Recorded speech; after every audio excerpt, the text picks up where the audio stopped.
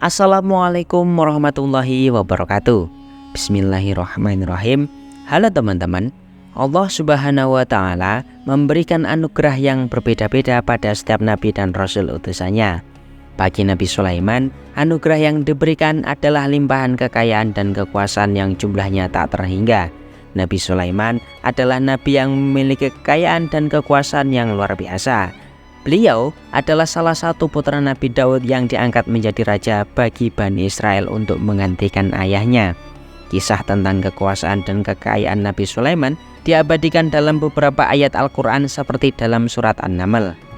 Tak ada yang bisa menandingi kekayaan Nabi Sulaiman, namun ia tetap dikenal sebagai sosok yang bertanggung jawab. Nabi Sulaiman juga dikenal memiliki kekayaan berupa kerajaan yang sangat luas dan kekuasaan yang besar. Ia mampu menaklukkan bangsa jin dengan izin Allah Subhanahu wa Ta'ala. Melalui bantuan jin inilah beliau mampu membangun istana yang megah dan benteng yang tinggi. Namun, kekayaan ini tidak membuatnya menjadi sosok yang angkuh dan sombong. Nabi Sulaiman alaihissalam juga dikenal sebagai nabi yang dianugerahi mukjizat oleh Allah Subhanahu wa Ta'ala berupa kemampuan berbicara dengan binatang dan angin. Di samping itu, Nabi Sulaiman juga dikenal sebagai raja yang bijaksana terhadap rakyatnya dan memiliki harta kekayaan yang melimpah. Nabi Sulaiman dalam Islam atau King Solomon dalam penyebutan literatur barat sama-sama menyebutkan bahwa ia memiliki harta yang sangat banyak, sehingga menjadikannya sebagai manusia terkaya di muka bumi. Nabi Sulaiman alaihissalam dikenal sebagai nabi sekaligus manusia yang paling kaya di muka bumi. Sebelum Nabi Sulaiman lahir, gelar ini sempat dipegang oleh ayahnya yakni Nabi Daud alaihissalam. Nabi Sulaiman diutus oleh Allah Subhanahu wa Ta'ala untuk memimpin Bani Israel. Beliau dikisahkan sebagai seorang pemimpin yang sangat baik lagi bijaksana, sehingga hal ini berhasil membawa kemakmuran bagi rakyatnya. Mendapat gelar sebagai manusia yang paling kaya yang pernah ada, bagaimana sebenarnya kekayaan Nabi Sulaiman alaihissalam? Dikisahkan dalam buku Cara Kaya Seperti Nabi Sulaiman karya Ahmad Zainal Abidin, dari catatan sejarah, Nabi Sulaiman adalah orang yang paling kaya seantero dunia. Ia menguasai seluruh dunia selama 40 tahun dan memiliki istana yang terbuat dari kayu gaharu serta memiliki bau harum emas. Bagian dari istananya juga ada yang terbuat dari kristal berkilau. Bisa dikatakan, Nabi Sulaiman menjadi satu-satunya nabi yang memiliki teknologi yang maju di masanya. Di istananya banyak karya seni dan benda berharga yang mengesankan bagi semua orang yang menyaksikannya.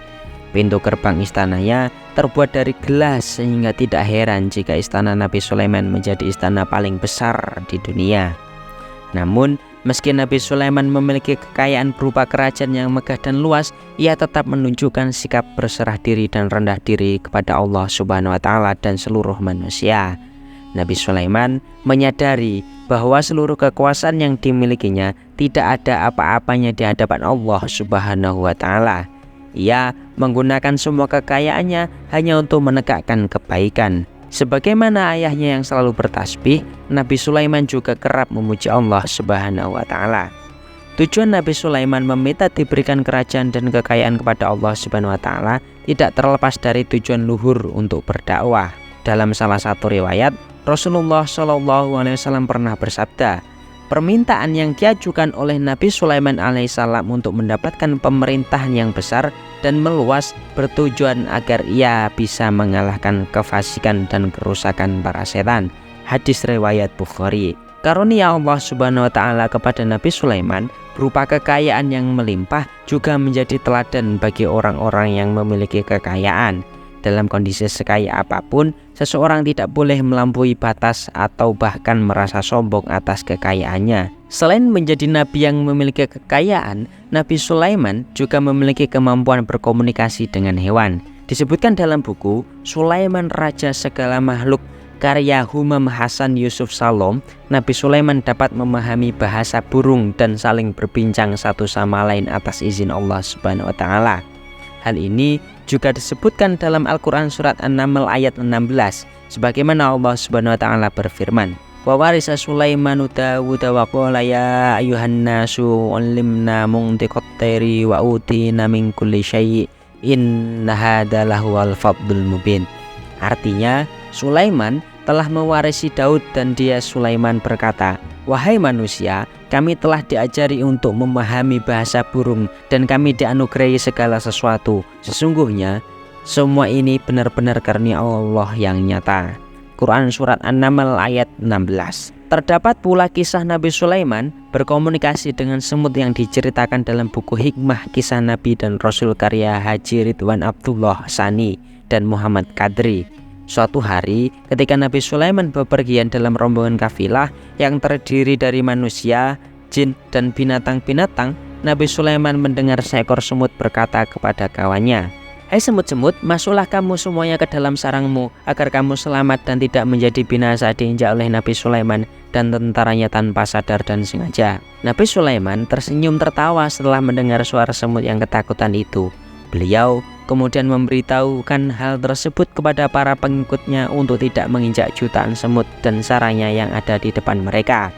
Nabi Sulaiman sangat mensyukuri karunia yang diberikan Allah Subhanahu wa taala kepadanya sehingga menjadikan dirinya dapat mendengar dan menangkap maksud suara semut. Kisah ini juga dikisahkan dalam Al-Quran Surat An-Naml ayat 17-19 yang artinya untuk Sulaiman dikumpulkanlah bala tentara dari kalangan jin, manusia, dan burung. Lalu mereka diatur dengan tertib hingga ketika sampai di lembah semut, Ratu Semut berkata, "Wahai para semut, masuklah ke dalam sarangmu agar kamu tidak diinjak oleh Sulaiman dan bala tentaranya." Sedangkan mereka tidak menyadarinya. Dia, Nabi Sulaiman, tersenyum seraya tertawa ketika mendengar perkataan semut tersebut. Dia berdoa, "Ya Tuhanku, anugerahkanlah aku ilham dan kemampuan untuk tetap mensyukuri nikmat-Mu yang telah Engkau anugerahkan kepadaku dan kepada kedua orang tuaku, dan untuk tetap mengerjakan kebajikan yang Engkau ridhoi. Aku memohon pula, masukkanlah aku ke dalam rahmat-Mu, ke dalam golongan hamba-hamba-Mu yang saleh." Quran Surat An-Naml ayat 17-19. Keistimewaan Nabi Sulaiman yang mampu berkomunikasi dengan semut mengajarkan kepada umat manusia agar selalu peduli terhadap semua makhluk ciptaan Allah Subhanahu wa taala. Bahkan Rasulullah SAW pun pernah mengajarkan kepada umatnya untuk menyelamatkan semut yang sedang berada di tengah air dan akan tenggelam. Masya Allah. Mengutip buku Rahasia Kekayaan Nabi Sulaiman, Amalan-amalan pelimpah rezeki oleh Muhammad Gufron Hidayat SE, dijelaskan bahwa Allah Subhanahu wa taala menjadikan Nabi Sulaiman sebagai sosok yang bertanggung jawab terhadap segala apa yang dimilikinya, termasuk terhadap kekuasaan dan kekayaan yang dimiliki. Sikap tanggung jawab Nabi Sulaiman tercermin dalam beberapa tindakan dan bagaimana cara menggunakan harta dan kekuasaan yang dimiliki. Seperti halnya ketika Nabi Sulaiman mengumpulkan seluruh bala tentaranya yang terdiri dari manusia dan jin dan juga binatang. Namun dalam pertemuan tersebut burung hudhud tidak hadir. Peristiwa ini sebagaimana termaktub dalam surat An-Naml ayat 21 yang artinya, "Sungguh aku benar-benar akan mengadabnya dengan azab yang keras, atau benar-benar menyembelihnya kecuali jika benar-benar dia datang kepadaku dengan alasan yang terang." Sikap tegas yang dimiliki Nabi Sulaiman terhadap hudhud di atas adalah salah satu cerminan bahwa Nabi Sulaiman bertanggung jawab terhadap apa yang dimilikinya. Beliau menyadari bahwa semua harta dan kekuasaan termasuk semua prajuritnya adalah karunia sekaligus titipan Allah Subhanahu wa taala yang kelak akan dimintai pertanggungjawaban oleh Allah di akhirat kelak. Jika tidak diperhatikan, maka ia telah melalaikan apa yang Allah berikan. Terlebih lagi kalau sampai prajuritnya tersebut melakukan hal yang dilarang dalam syariat, maka selain prajuritnya berdosa, maka rajanya pun ikut berdosa karena tidak memperhatikan apa yang dilakukan bawahannya. Dalam Al-Quran juga mengisahkan sosok Nabi Sulaiman yang menolak hadiah yang dikirimkan oleh Ratu Balqis dengan maksud untuk menguji dan menyuap Nabi Sulaiman agar tidak mengganggu kerajaannya yang menyembah matahari. Namun ternyata Nabi Sulaiman menolak hadiah yang dikirimkan Ratu Balqis untuknya. Hal tersebut sekaligus membuktikan bahwa Nabi Sulaiman adalah raja yang bertanggung jawab dan tidak serakah akan harta. Peristiwa ini tercatat dalam surat An-Naml ayat 35 yang berarti, "Dan sesungguhnya Aku akan mengirim utusan kepada mereka dengan membawa hadiah, dan aku akan menunggu apa yang akan dibawa mereka oleh utusan-utusan itu. Sifat tanggung jawab yang dimiliki Nabi Sulaiman tersebut merupakan pangkal dari keimanan, rasa syukur, dan kesadaran bahwa semua yang ada di langit dan di bumi ini adalah milik Allah Subhanahu wa Ta'ala, termasuk semua yang ada pada dirinya, sehingga ia akan menolak serta menjauhi segala hal yang tidak diridhoi oleh Allah Subhanahu wa Ta'ala. Lantas, berapa kekayaan Nabi Sulaiman jika ditinjau dari Al-Quran, catatan sejarah, dan prediksi para ahli?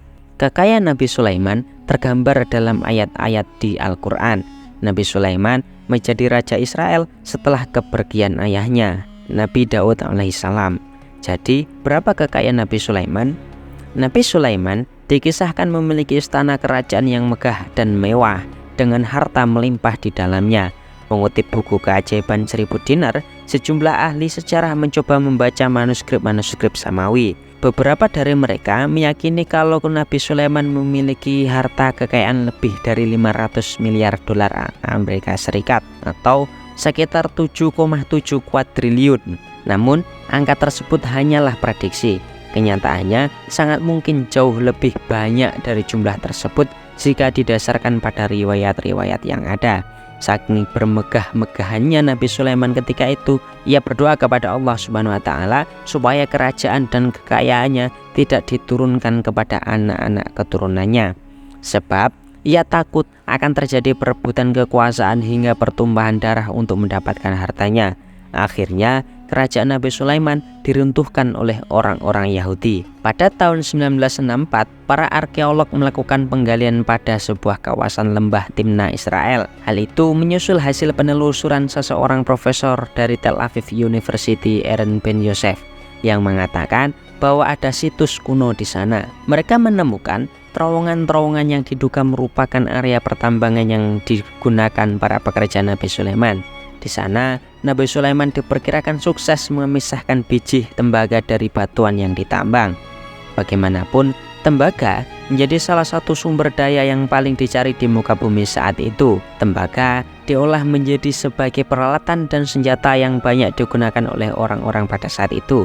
Oleh sebab itu, pertambangan tembaga menjadi salah satu sumber kekayaan Nabi Sulaiman sekaligus menjadi industri yang sangat menguntungkan dan mendorong perekonomian suatu wilayah kala itu. Sementara itu, diceritakan dalam Al-Quran jika Allah Subhanahu wa Ta'ala memampukan Nabi Sulaiman untuk menundukkan hewan-hewan, manusia, dan jin untuk taat kepadanya. Bahkan telah diceritakan pula bahwa masing-masing pasukan Nabi Sulaiman punya keistimewaan sendiri dan tak ada bandingannya dari siapapun. Seperti jin Nabi Sulaiman yang mampu membawa sang Nabi pergi ke suatu tempat dengan sekejap mata. Bahkan pernah diceritakan pula jika pasukan jin Ifrit dan para manusia alim, Nabi Sulaiman mampu memindahkan istana Ratu Bilqis dalam hitungan detik bahkan kurang. Satu lagi, Nabi Sulaiman melaksanakan haji bersama jin, manusia, burung-burung, dan beserta angin. Banyak literatur yang menceritakan Nabi Sulaiman memiliki istana yang megah dan luar biasa. Besarnya sendiri tak terkira. Namun yang jelas, sejauh mata memandang istana Nabi Sulaiman seperti tidak ada ujungnya. Di dalamnya sendiri bertaburan batu-batu mulia. Pintu gerbangnya terbuat dari kaca dengan pilar-pilar menjulang yang jumlahnya sangat banyak. Di dekat singgasananya terdapat sebuah ruangan sangat luas dengan lantai yang seolah-olah adalah genangan air. Padahal lantai tersebut adalah kaca. Di dalam Al-Quran diceritakan ketika itu Ratu Bilqis sampai menjinjing pakainya hingga betis ketika melewati tempat itu. Namun ketika Nabi Sulaiman mengatakan itu hanya kaca, sang ratu pun tertunduk malu dan mengakui kehebatan Nabi Sulaiman. Demikianlah penjelasan tentang kekayaan Nabi Sulaiman yang disebut-sebut sebagai manusia terkaya di muka bumi ini. Anggapan tersebut tidak berlebihan jika melihat kekuasaan dan kekayaan yang dimilikinya semasa menjadi pemimpin. Setidaknya berdasarkan Al-Quran, manuskrip lama, dan pendapat para ahli.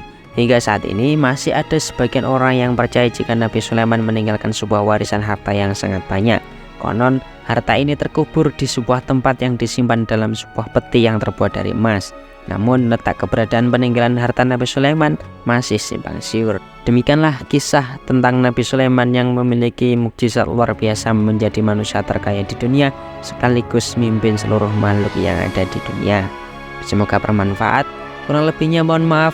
Wallahul muwaffiq ila aqwamit thoriq. Wassalamualaikum warahmatullahi wabarakatuh.